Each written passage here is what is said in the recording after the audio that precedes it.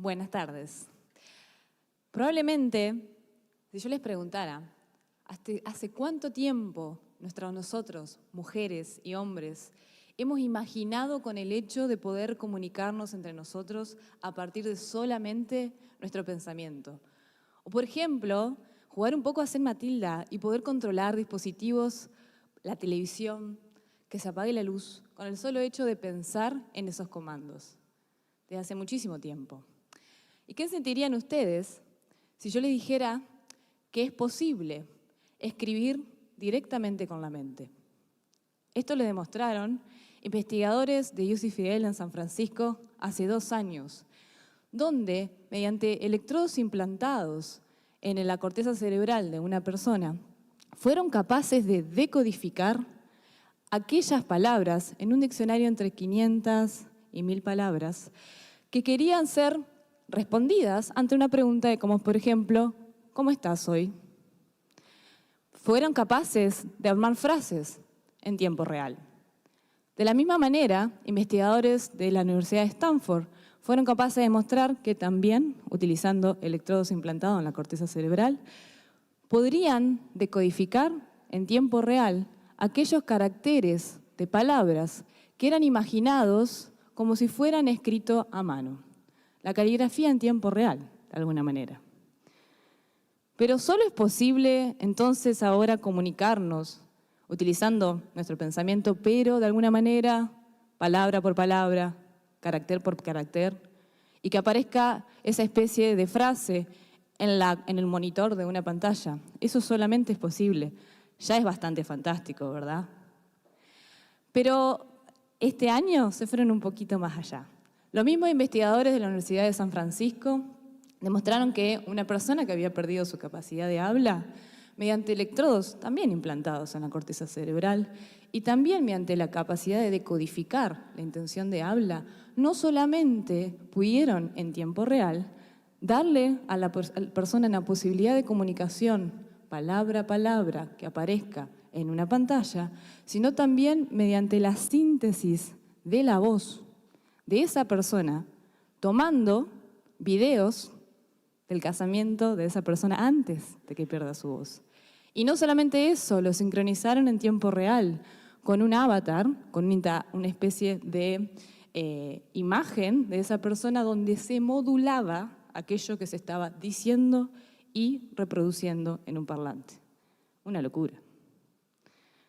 Solamente entonces puedo pensar en restablecer el habla, restablecer de alguna manera la comunicación, ya es fantástico. Pero tenemos aún más. Podemos pensar en las cuestiones motoras.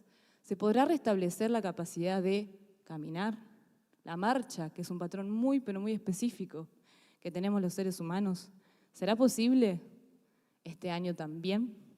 Demostraron que es posible restablecer la marcha en un paciente que tiene una paresia parcial mediante electrodos intracraneales y la estimulación de la médula espinal en zonas muy particulares asociadas al momento de inicio, ¿sí?, de cada uno de esos patrones de articulación de la marcha. Fantástico. Esto sucedió en la Universidad de EPFL en Suiza y ha revolucionado muchísimo el área. Pero, ¿qué es lo que está pasando? ¿Cómo es que todo esto es posible? ¿Me estás contando películas de ciencia ficción? No, para nada. Esto es posible gracias a las denominadas interfaces cerebro-computadoras. Estos nuevos puentes, estas nuevas comunicaciones que están mediadas por inteligencia artificial, en la cual actividad del cerebro es transformada en ciertos comandos que pueden ser interpretados por una computadora o un dispositivo externo. Este nuevo link que estamos generando con el mundo exterior, esta nueva forma de comunicación con el mundo exterior, es posible en esto que yo le conté gracias a la medición de la actividad eléctrica del cerebro, ¿sí?, tanto de manera invasiva, como todos los ejemplos que le traje hasta ahora, como de manera superficial, en donde lo que hago es registrar esta actividad eléctrica, ¿sí?, a lo largo del tiempo, es decir, el voltaje que están teniendo un grupo de síncrono de neuronas disparando, ¿sí?, y que yo estoy registrando en tiempo real, y luego transformando eso en algunos comandos de control. En el mejor de los casos, no solamente voy a poder darle una decodificación de la actividad cerebral, sino también proveerle a la persona un feedback, cerrando entonces el ciclo entre deseo y ejecución de ese deseo. Y todo eso es gracias, en gran parte, a la utilización de algoritmos y métodos de la inteligencia artificial, que son los encargados de traducir esta actividad eléctrica, estos voltajes a lo largo del tiempo, en comandos de control. Estamos generando un puente digital. Este puente digital no solamente es posible mediante electrodos invasivos. Les voy a contar un ejemplo, que es en particular en lo que trabajamos, en el cual uno quisiera generarle una alternativa a las terapias de rehabilitación convencional y vamos a utilizar no electrodos invasivos, no hay necesidad de operación, simplemente una gorra ajustada a la persona. Le vamos a medir la actividad eléctrica. Y le vamos a pedir a la persona que intente realizar la acción de abrir y cerrar la mano de aquel miembro superior que por algún defecto o alguna enfermedad neurológica ha perdido el control total o mayoritariamente de voluntario de movimiento. Entonces, vamos a registrar esta actividad eléctrica y vamos a querer transformarla en comando de control.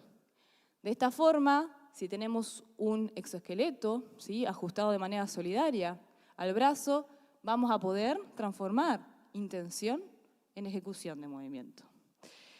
¿Y cómo es que esta cosa sucede? Bueno, pensemos que a la persona la sentamos, le pedimos de manera específica, explícita, que ahora pensá mover tu mano, ahora no, ahora sí, ahora sí, ahora no.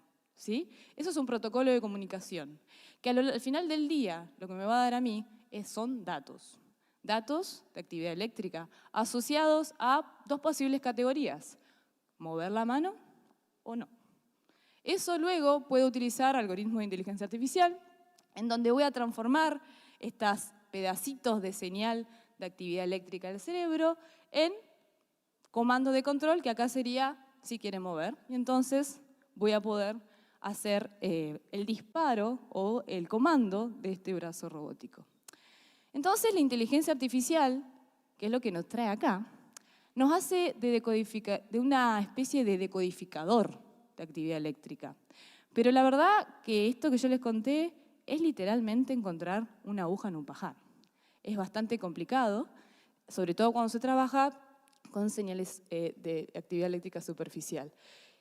Y es muy curioso porque estos avances sorprendentes que este año nos han traído, de alguna manera nacen con el sueño de aquel trabajo que hace 50 años se publica y le da lugar a toda una disciplina, hoy un área de investigación, que son las interfaces cerebro-computadora, que como tal es una disciplina súper interdisciplinaria en el que la inteligencia artificial, el machine learning, deep learning y todas estas palabras que estos 2 días nos han encontrado resuenan y se amplían, pero también hay un montón de otras, que por ejemplo trae todo lo que es rehabilitación, todo lo que es neurociencia y demás.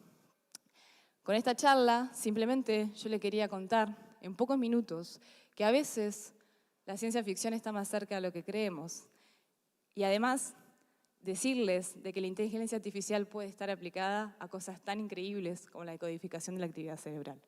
Mi nombre es Victoria Peterson, soy investigadora de CONICET y soy una orgullosa de estar haciendo ciencia desde el litoral. Muchas gracias.